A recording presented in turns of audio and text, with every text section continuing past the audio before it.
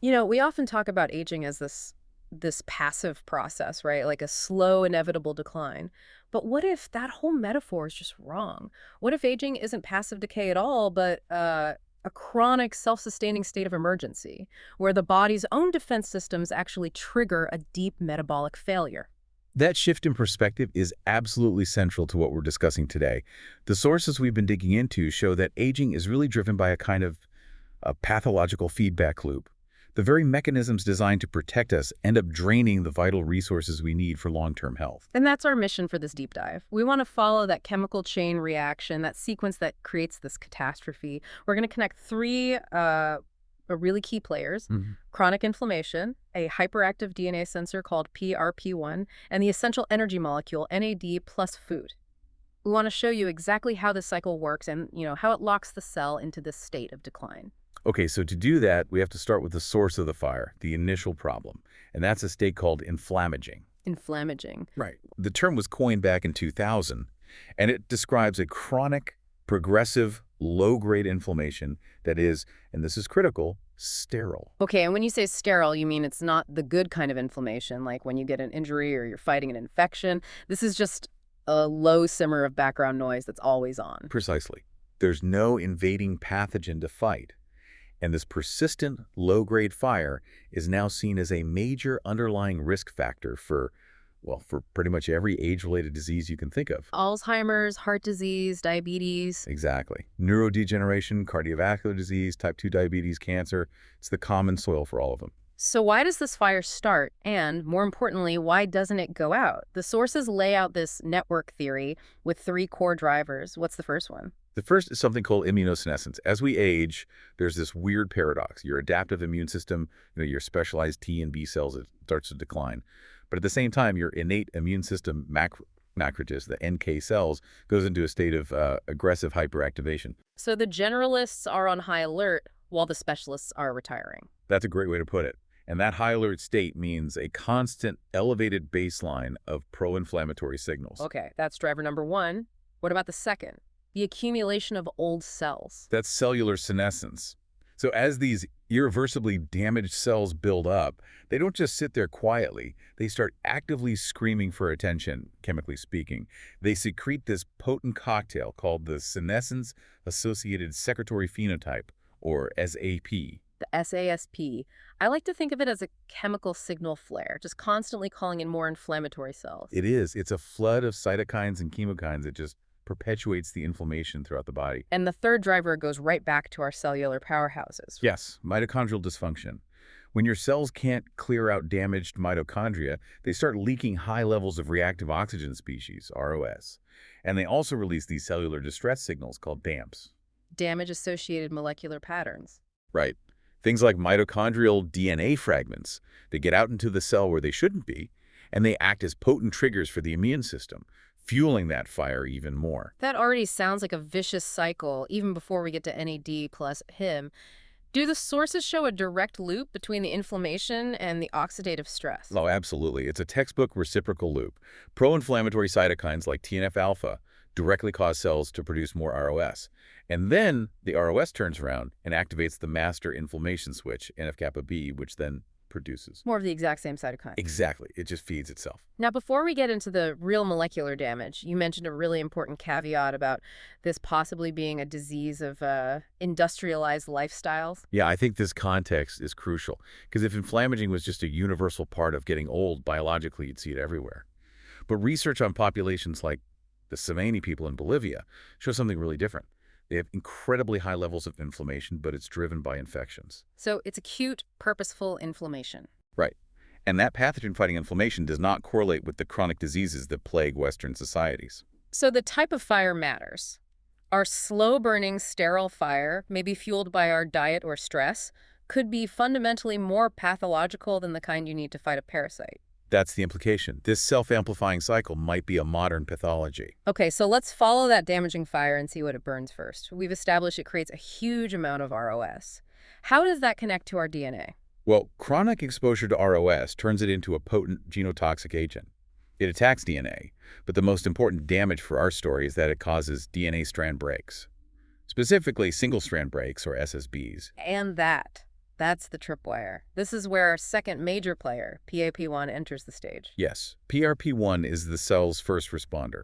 It's a molecular sensor that is specialized to detect exactly those kinds of single-strand breaks. And the mechanism here is it's so elegant and yet so destructive. How does one little break on a DNA strand turn PIP1 into such a force?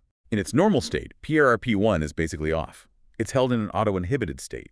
But when it physically docks onto that broken DNA strand, that physical binding action forces a massive change in the enzyme shape. Yeah. It unfolds, and that instantly unmasks its active site. So just touching the damage flicks the switch, and the scale of that activation is staggering. It's not a gentle ramp-up, it's an explosion. That physical switch triggers a 1,000-fold stimulation of its enzymatic function, instantly. That's what hyperactivation is. A small, low-grade stress event triggers a full-blown metabolic red alert. Okay, so it's amplified 1,000 times, and it starts building these PAR chains to recruit the repair crew and fix the DNA. But this is the point of no return, because that repair comes at a huge cost. A huge metabolic cost. And that price is paid in our third key molecule, NAD plus V1 plus. NAD plus is the fuel for this repair. For every single building block PRP1 adds to that repair scaffold, one molecule of NAD plus is irreversibly destroyed. So with the constant chronic DNA damage from Inflammaging, PRP1 is stuck in this hyperactive state, just burning through NAD plus scenes. And this isn't just a theory, right? This is measurable. Oh, it's completely quantifiable. Studies on human skin that hasn't even been exposed to the sun show a direct correlation. As age-related oxidative stress markers go up, PRP activity goes up, and total NAD plus content goes down significantly. The cell is basically paying this massive repair tax until the bank account is empty. Which brings us to the Civil War, the battle over that dwindling resource, the NAD plus PARP1 SR21 axis. Because PARP1 isn't the only thing that needs NAD plus SUS. You also have SIRTUIN1, SRT1, which is crucial for long-term maintenance and suppressing inflammation. And this is where the kinetics of the enzymes, their affinity for NAD plus pain, decides who wins. PRP1 is, let's say it's desperate. It has a very high affinity for NAD plus, but it's built to grab it and use it because fixing DNA is always priority number one. SRT1, on the other hand, is more of a sensor. It has low affinity. It only really gets to work when NAD plus levels are high. So when PAIR1 goes into overdrive and crashes the NAD plus levels, the picky low-affinity SRT1 is the first one to get starved out. It just stops working. Exactly. The cell is forced, metabolically, to choose immediate high-alert repair over the long-term quiet maintenance that SRT1 provides. And that failure of maintenance is the key that locks the whole loop shut. Because what is SIRT1's main job in this context? It's the anti-inflammatory brake. Specifically, it's the main off switch for that master inflammatory factor we mentioned, NF-kappa B. How does it actually hit the brakes? What's the mechanism? For NF-kappa B to be fully active, it needs a little chemical tag, acetyl group. SIRT1's job is to find it and remove that tag. It deacetylates it, which effectively shuts the inflammatory program down. I see. So the chain of events is PAIR-P1's NAD plus consumption takes out SIRT1, which means the brake on NF-kappa B is released. The brake is gone. The inhibited SIRT1 can no longer suppress NF-kappa B. The result is NF-kappa B hyperactivation, which then transcribes and pumps out more pro-inflammatory cytokines, more TNF-alpha, more IL-6. And there it is, the complete circle. Inflammaging leads to ROS. ROS causes DNA damage. Damage hyperactivates PRP1. PRP1 collapses NAD plus R, Which inhibits SRT1. The brake comes off NF-kappa B. Which creates more inflammation. Wow, that is a truly self-sustaining engine. It is. But, and this is important for the full picture, we have to acknowledge that the PRP1 story is only one of what seems to be a three-pronged attack on NAD plus ON, all driven by the same inflammation. Okay, so if PRP1 is the leak inside the nucleus of stressed cells, what's happening outside the nucleus with the immune cells themselves? That's where a molecule called CD38 comes in. CD38 is an enzyme on the surface of cells, an NADase, and it's often considered the most voracious consumer of NAD plus in the body. And what's so critical here is that it's turned on by the exact same inflammatory SAFP cytokines we talked about earlier. So the senescent cells release their signal flares, and that not only activates PRP1 in the surrounding tissue, but it also activates CD38 on the immune cells that show up. You're getting two major leaks from the same fire. Yes, and CD38 is a double whammy because it chews up both NAD plus and its main precursor, NMN. This pathway is so dominant in certain immune contexts that some research suggests CD38, not PRP1, is the primary driver of the systemic body-wide decline in NAD plus So band. you've got two huge leaks draining the tank, PRP1 and CD38.